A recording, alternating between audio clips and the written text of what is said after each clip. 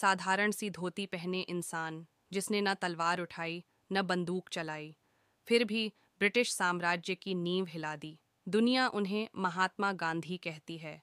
आज की इस वीडियो में हम जानेंगे मोहनदास करमचंद गांधी की वो जीवन यात्रा जिसने भारत को आज़ादी दिलाई और पूरी दुनिया को सत्य और अहिंसा का रास्ता दिखाया। बचपन और शिक्षा। 2 अक्टूबर 1869 को गुजरात के पोरबंदर में जन्मे गांधी जी बचपन से ही शांत, ईमानदार और शर्मीले थे। उनके पिता करमचंद गांधी एक दीवान थे और माता पुतलीबाई धार्मिक विचारों वाली महिला थीं। गांधी जी पर मां के धार्मिक संस्कारों का गहरा प्रभाव पड़ा। गांधी जी बचपन से ही ईमानदारी, सादगी और सत्य के पक्के थे। उन्होंने स्कूली शिक्षा पोरबंदर और राजकोट में प्राप्त की।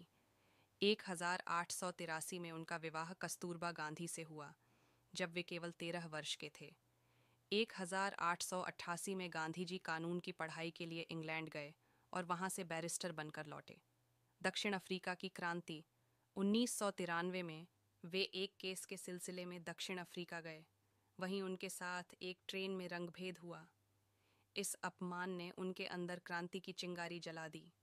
उन्होंने वहां सत्याग्रह का पहला प्रयोग किया और भारतीयों के अधिकारों के लिए कई साल संघर्ष किया।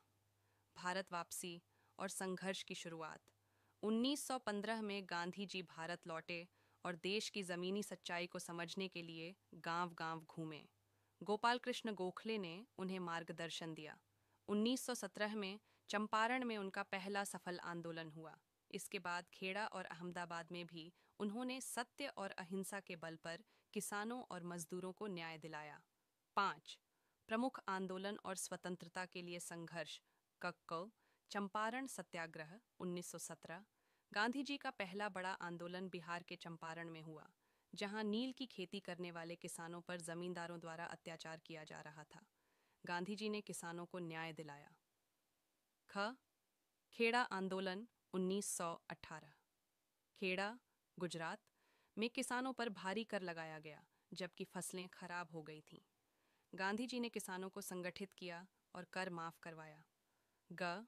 अहमदाबाद मिल हड़ताल 1918।